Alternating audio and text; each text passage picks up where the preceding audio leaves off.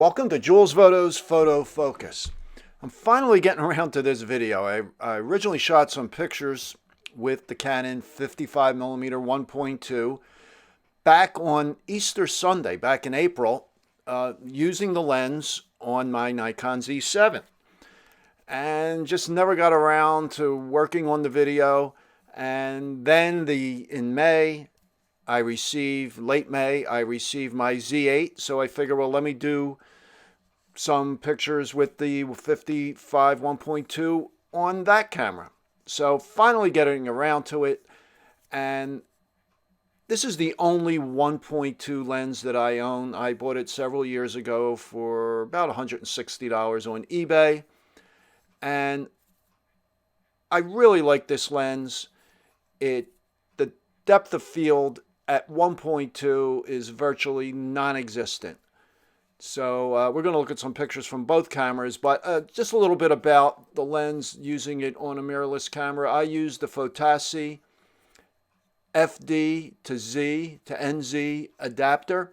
And towards the back of the lens, you can see in this picture here, it says lock and open. You must have it set to open, the position I have it in. This is on the actual lens itself, because if you have it set to lock, the lens will remain at 1.2. Also, I like the fact that the aperture ring is at the front. So let's look at the specs on this lens. It was introduced in 1968. It's 7 elements in 5 groups. It's a hefty lens. That's because it's all metal construction. It's 1.06 pounds or 480 grams. And of course, you add the adapter and it adds, of course, more weight. The minimum focus is 2 feet, not as close as a lot of 50s.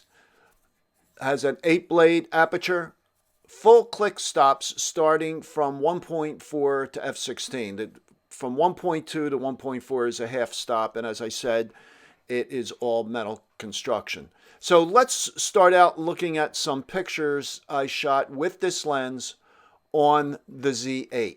I set up a mannequin head on my dining room table. Camera was on a tripod, manually focused on the mannequin's left eye using focus peaking. And by the way, the focus peaking on the Z8 is really good. It's very sensitive. Just a very, very small, just basically touching the focus ring, and you will see the effect. The mannequin head was 52 inches. The left eye of the mannequin was 52 inches from the focal plane of the Z8. Again, the camera was on a tripod, and this image was shot at 1.2. The flowers were approximately 25 inches behind the mannequin, measured from the eye to the flowers, and you can see how soft the background is. My front door is to the left of the mannequin on the right, and it's completely out of focus. That was probably 15 feet behind the mannequin. So I really love the softness. With a 1.2 lens, you can really throw a background out of focus. You could take a picture in a busy location if you're doing a portrait and just blur out that background completely. The mannequin is acceptably sharp. It's a little on the soft side, but I think for portraits, in some cases, that's okay. So what I did then, I just stopped down the lens to 1.4. It's a little bit sharper, slightly more depth of field, but the background is still well out of focus. You will notice a slight color difference in these images. I just was more interested in the bokeh, the out of focus areas, and wanted to see what this lens can do, and also how sharp it was at various apertures. So I just had the camera set for auto white balance, and the light was changing a little bit. It was a sunny day, and a lot of windows on the left side of this image. That's why you will see a variation in color. This one is at f4, and it really sharpens up at 2.8, f4. And this last one here was at 5.6. And again, you could see now, you can make out all the details of the door and see really what's back there. With that, at 1.2, it was completely out. Now here's a shot of the flowers at 1.2. shot was on the the focus, excuse me, was on the red flower on the left as you view the picture. The color's really good with this lens. You know, very saturated. I was using the standard picture control on the Z8. I then put up the color checker, and again, I'm using auto white balance, so you're going to see a difference. It's soft. The focus was on that red square, on the edge of the red square. And if you look closely at this, you can see some color fringing. And here we are at 1.4. Again, look at that background, how blown out it is. Again, the focus wasn't on the paint can, it was on the red square. There is so little depth of field at these wide apertures. You can see how the paint can has sharpened up at f2. And now we're going to look at one at 2.8. I didn't feel it was necessary to go any further. The paint can's sharp. And we still have some good blur in the background. I then noticed that the cat was sitting on the couch. So handheld with the Z8 and the 51.2, I got in almost at the closest focus distance of this lens, which is 2 feet, and focused on her left eye using focus peaking. When using the Z7, what I would do, the focus peaking wasn't as accurate, I didn't think, so I would zoom in using the OK button on the back of the camera. I had it set so it would zoom in to 100% on the image. But that was a little difficult because it was such high magnification. It was easy to focus, but then when you went back to framing for the picture, you might have moved the camera after pressing the OK button now to go out to the full view.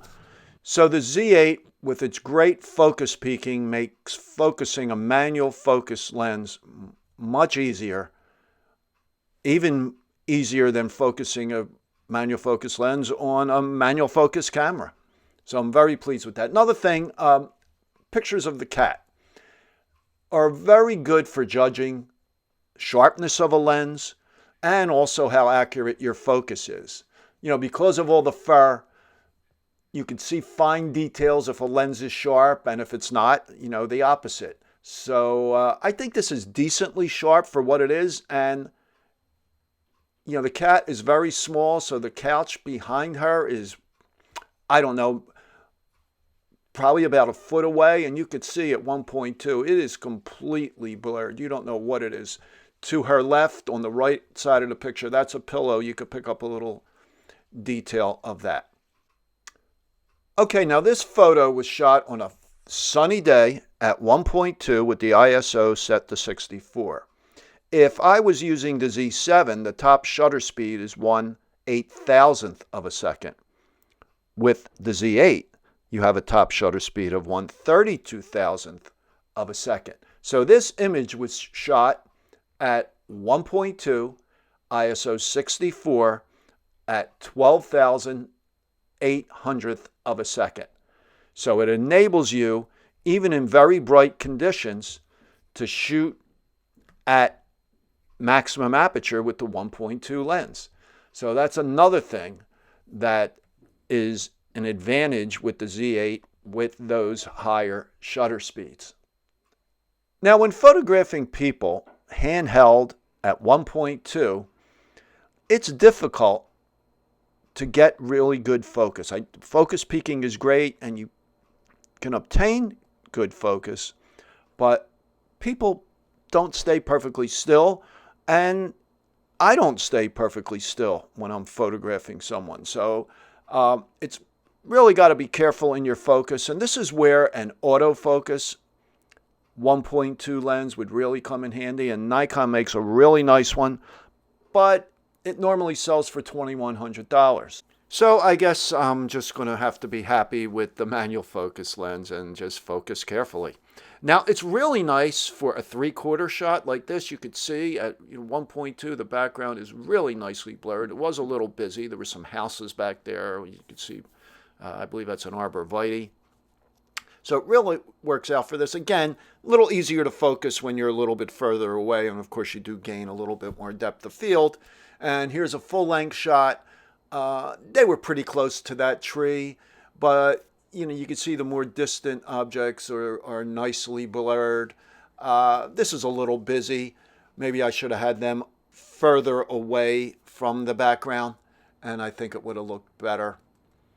And this shot here was close to, if not at, the minimum focus distance of 2 feet at 1.2, and there's some good detail here. Would it be better with a sharper lens or stop down? Of course. Now, here's my cousin at 1.2, and you could notice some of the flaring here, and the overall image is softer. And then in this one at 1.4, the image does sharpen up a good bit. And here's just a comparison of the two of them side by side, so you could really see the difference. The saturation, I think, is even better at 1.4. So, if you need more sharpness, stop it down. But of course, you buy a 1.2 lens to shoot at 1.2. If you're never going to shoot at 1.2, why would you buy a 1.2 lens? So I am very happy with the Z8 with manual focus lenses. I think it works out really great, like I said, with the focus peaking. You just have to be really careful to stay very still, and your subject, when shooting at 1.2, needs to stay very still. That's one of the advantages of photographing a cat, is sometimes they spend a lot of time sleeping and resting, so that made this shot fairly easy. Okay, so I hope you enjoyed this video. If you did, please give it a thumbs up and subscribe to my channel. I come out with a new video every Wednesday morning at 11 a.m. So thanks for watching, and I will talk to you next time.